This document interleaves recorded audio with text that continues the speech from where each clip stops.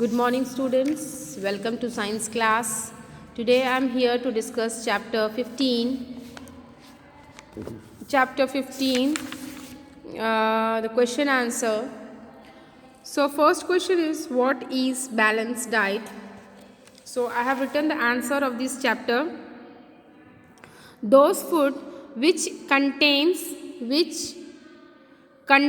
protein, carbohydrates, fat, vitamins and minerals, nutrients, which along with water, fibers are called balanced diet.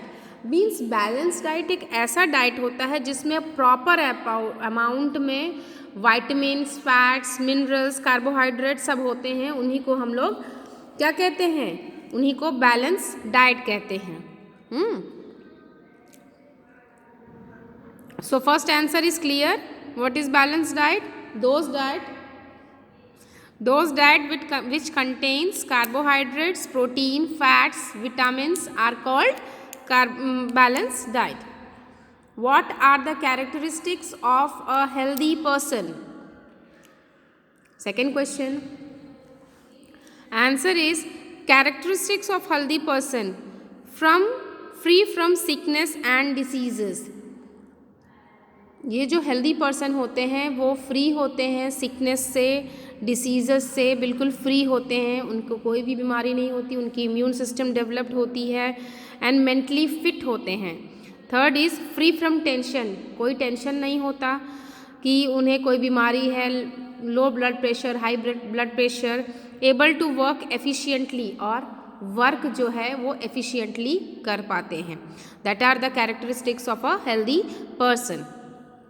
Next is, what is protein energy malnutrition?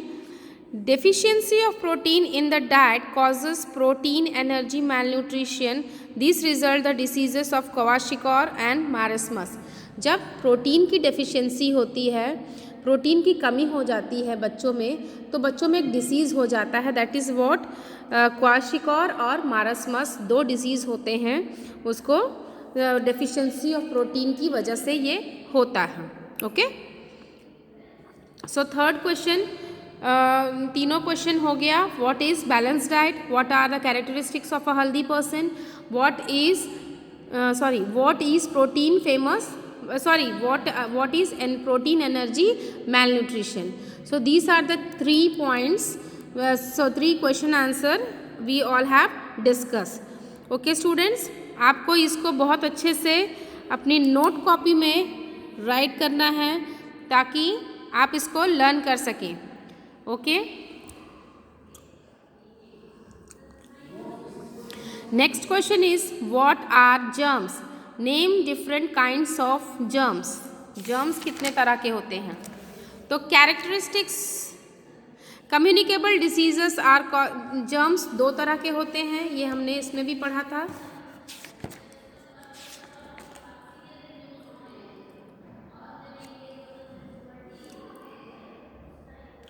Communicable diseases are caused by tiny living things are called microbes और microorganisms और germs. जो communicable disease होती हैं, जो एक आदमी से दूसरे आदमी तक पहुंच जाती हैं, उसको communicable disease बोलते हैं. तो जो diseases जो छोटे छोटे living organisms की वजह से या microbes की वजह से होता है या microorganisms की वजह से होता है, उसको germs कहते हैं.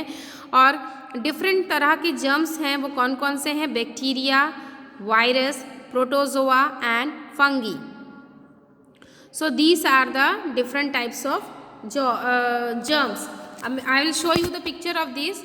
This is the picture of bacteria, virus, fungi and protozoa. These are the different kinds of germs.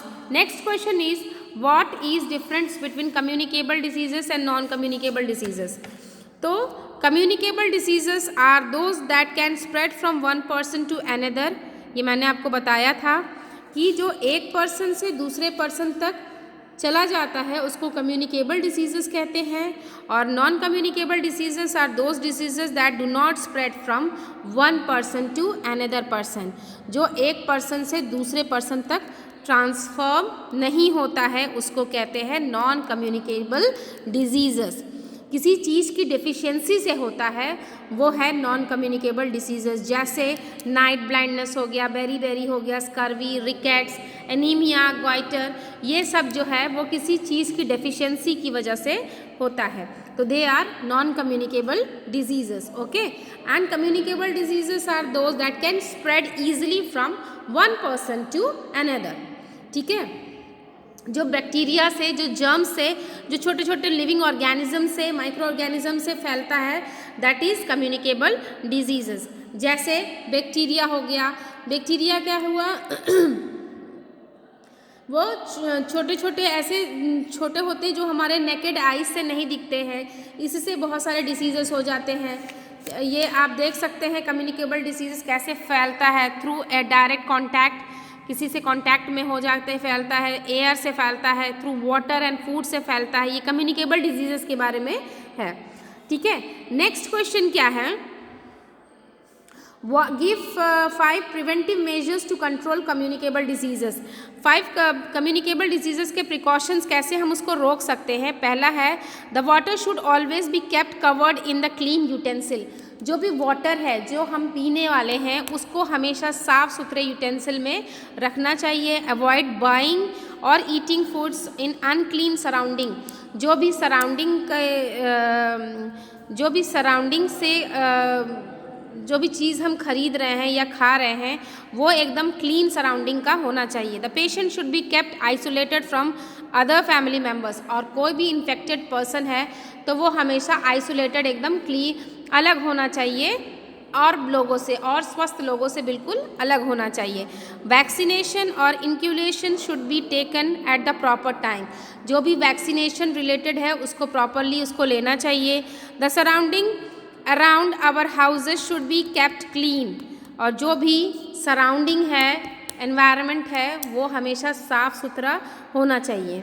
तो these are the points that prevention, जिससे हम प्रिवेंट कर सकते हैं कम्युनिकेबल डिसीज़ को स्प्रेड होने से, ठीक है। जो भी रोड साइड फूड मिल रहा है, खुला हुआ खाना है, उसको कभी नहीं खाना चाहिए। जो पानी हम पीने वाला है उसको हमेशा ढक करके प्रॉपरली यूज़ करना चाहिए, so that we will not get any kind of infections, our body will away from all these kinds of diseases, then a person can be a healthy person, okay students. So this is all about the question answer. हम लोग इसका exercise भी discuss करेंगे next video में। तब तक के लिए आप लोग क्वेश्चन आंसर की पिक्स मैं भेजूंगी, वीडियो भी देखेंगे आप लोग और इसको अपने कॉपी में राइट भी करेंगे। This is chapter 15 question answer. Next हमारा एक ही चैप्टर नहीं, 2 चैप्टर्स बचेगा, 16 एंड 17। ये भी हम लोग बहुत जल्दी डिस्कस करेंगे। तब तक आप लोग इसको राइट ज़रूर करिएगा।